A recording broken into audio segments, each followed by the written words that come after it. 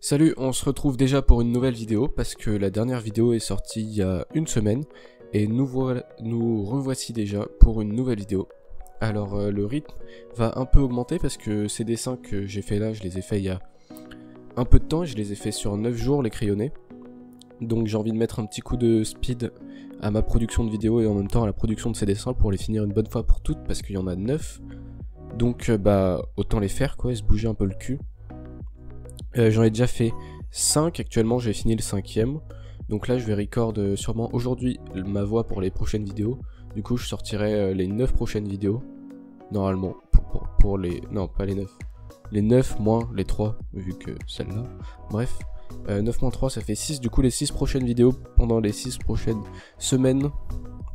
Le dimanche. Voilà. Ouais, parce que je sors mes vidéos le dimanche, je sais pas si t'as remarqué. Parce que pour moi le dimanche c'est...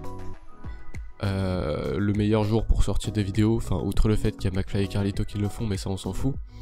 C'est surtout que le samedi, je suis occupé, genre j'ai plein de trucs à faire. Du coup je regarde pas souvent YouTube le samedi, à part le soir où je regarde peu souvent, où j'ai peu de temps pour regarder parce que genre je dessine, je fais plein de trucs. Mais par contre le dimanche c'est genre le jour où tu te fais chier, où t'as pas de motivation parce que le lundi approche, tu sais que tu vas retourner en cours, au travail ou n'importe où. Et du coup, t'es moins productif. En tout cas, moi, c'est pour ça. Et c'est pour ça aussi que mes vidéos sortent le dimanche en général. Du coup, voilà, le rythme est un peu accéléré. Comme ça me pousse à dessiner plus et à faire plus de vidéos. Parce qu'on est là pour ça, n'est-ce pas? C'est parti. Du coup, le personnage d'aujourd'hui.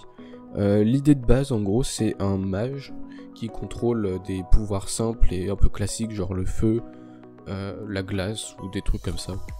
Donc en gros ce qu'il peut faire c'est qu'il peut tirer avec dans ses mains, il peut tirer des rayons de feu ou de glace ou de trucs. C'est un mec qui tire à distance et qui fait beaucoup de dégâts en gros, et par contre qui bien sûr est faible, il a peu de vie, etc.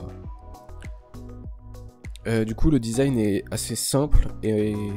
Enfin j'ai voulu faire un design simple et efficace et un truc pour contraster en gros sa puissance. Parce que en gros c'est pas... J'ai arrêté de dire en gros promis. Mais en gros... Oh là là, oh là là.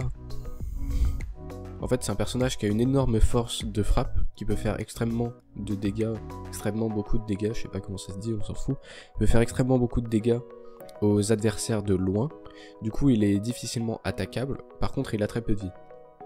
Du coup il est assez petit, enfin même très petit par rapport à l'ours qu'on a fait la dernière fois. Il est très petit mais très puissant, du coup il a peu de vie mais il fait beaucoup de dégâts. Et en même temps le fait qu'il soit petit, ça contraste énormément avec le fait qu'il fasse beaucoup de dégâts, parce que normalement, un perso fort, qui est puissant, tu t'attends à ce qu'il soit grand, qu'il soit musclé et tout. Et bah là, du coup, c'est tout l'inverse.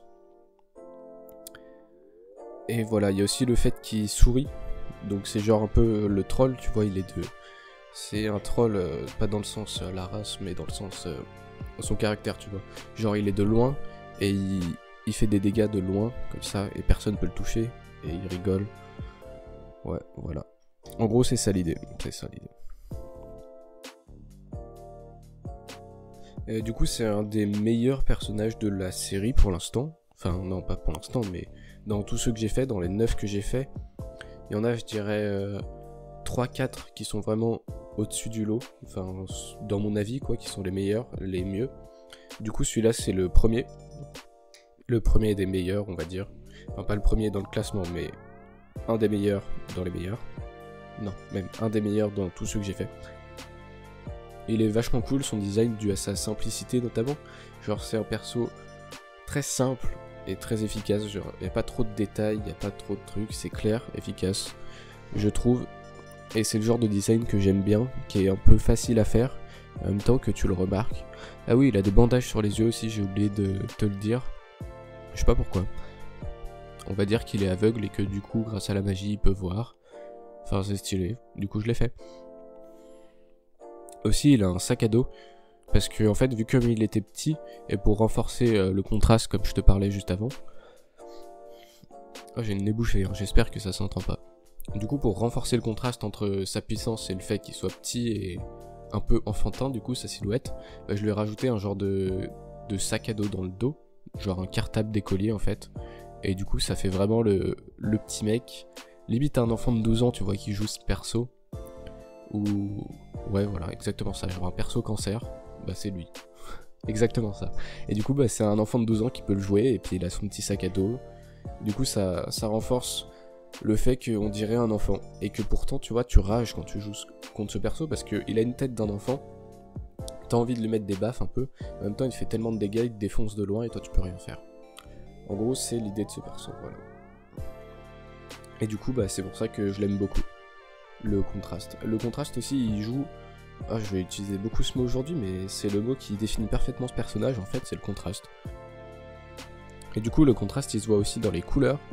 Parce que oui, j'essaye de faire le fond et la forme qui veulent dire des choses et qui se relient entre elles. Et parce que, bah comme tu peux le voir, enfin je sais pas, normalement on devrait être au moment où je change de couleur, j'espère. Enfin je vais timer ça au montage et ça devrait le faire.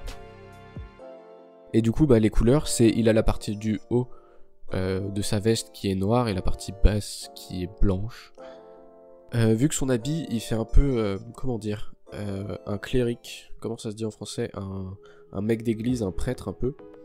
Bah j'ai voulu mettre blanc parce que ça représente genre la pureté, le nanana, je sais pas quoi.